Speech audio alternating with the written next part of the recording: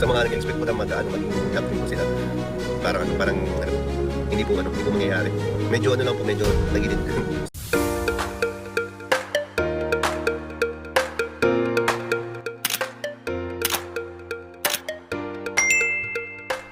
Mapagpalang araw po sa ating lahat. Magandang araw at gabi po dyan sa mga silent viewers at mga solid supporters. Narito mga kalingap ang ating muling pag-uusapan na kung saan every tandem di raw matutuloy dahil marami ang umalma at nagulat. Kalingap Rob, ano ang masasabi patungkol dito? At yan na po ang ating alangin maya-maya na lamang, pero bago po yan ay lagi kong paalala sa inyo. Bago po tayo magbigay ng ating mga komento at opinion, itapusin po muna natin ang kabuuan ng video nang sa ganon ay akma po ang ating comment. Every tandem, di nga ba matutuloy o sinasabing tagilid na mga kalingap, kung kaya marami ang nagulat at umalma sa usaping ito mga kalingap. Sumikat na nga po at marami na ang umaasa na tuloy itong tandem ng entry na kung saan marami ang nag-aabang ng part 1 nito mga kalingap. Subalit sa paglilinaw, itong every tandem mga kalingap ay isang collab lamang mga kalingap. Ayan po yan sa sinabi ni Kalingap Rob. At wala pa nga daw official na announce kung matutuloy na ba ito mga kalingap. So yun na po, kaya sinasabing mukhang tagilid na nga po ang every tandem mga kalingap nyo. Dahil nga po hindi natin alam kung saan anong dahilan. At yan nga po ang ating pag-usapan. Tingin niyo mga kalingap, ano nga ba ang dahilan ni Kalingap Rob na kung saan bakit hindi matutuloy o wala pang official na announcement kung matutuloy ba itong every tandem mga kalingap? Na kung saan marami na nga po ang umaasa at nag-aabang sa part 1 nito mga kalingap. Sa Kalingap Rob po ay hindi na masyado into love team. Kung anong meron na lang po ngayon, parang doon na lang siya magpo-focus. At yun naman mga kalingap, malinaw ko sa ating napanood na kung saan sinasabing itong si Kalingap Rob daw ay focus lamang sa kung anong meron ngayon, na kung saan ay siguro mga kalingap, yun din lang ang kanyang pagpupukusan. Halimbawa nga po nitong kay Chris o kay Carla. At sa iba pang kanyang beneficiary mga kalingap na natitira na nandyan sa kanya, umaasa mga kalingap ay doon na mga po siya magpupukus kanong kaman sa kanyang pag-charity vlogger. At nadahanap pa nga po ng matutulungan itong si Kalingap Rob.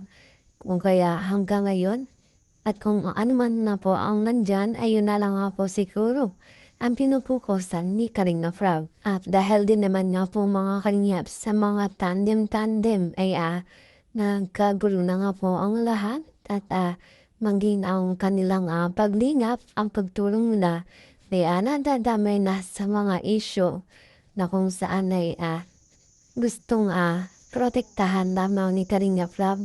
Yung kung ano yung dating kanilang ginagawang paglingap ay gusto niya hanggang ngayon ganun pa rin. Subalit nga po, marami na nga pong issue, marami nang naninira sa Kalingap.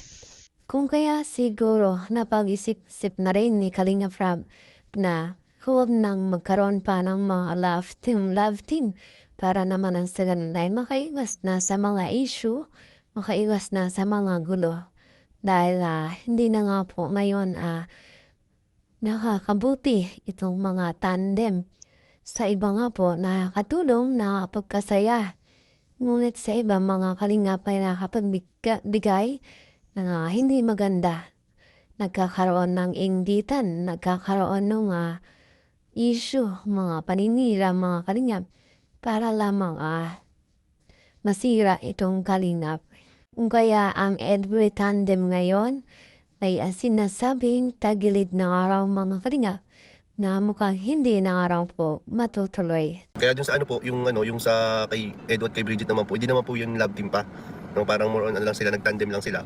Pero parang hindi po siya ano eh. So yan na nga po mga kalingap, itong entry tandem pala ay isang tandem lamang at hindi pa nga po malaman kung ito ay masusundan pa mga kalingap dahil marami nga po ang nag-aabang no, sa susunod na vlog dito sa entry tandem dahil marami nga po talaga ang sumusuporta at inaasahan na nila na tuloy na nga po itong love team na ito kung kaya marami nga po ang nag-aabang. Subalit ito nga po sa ating nalaman, sa ating napanood mga kalingap.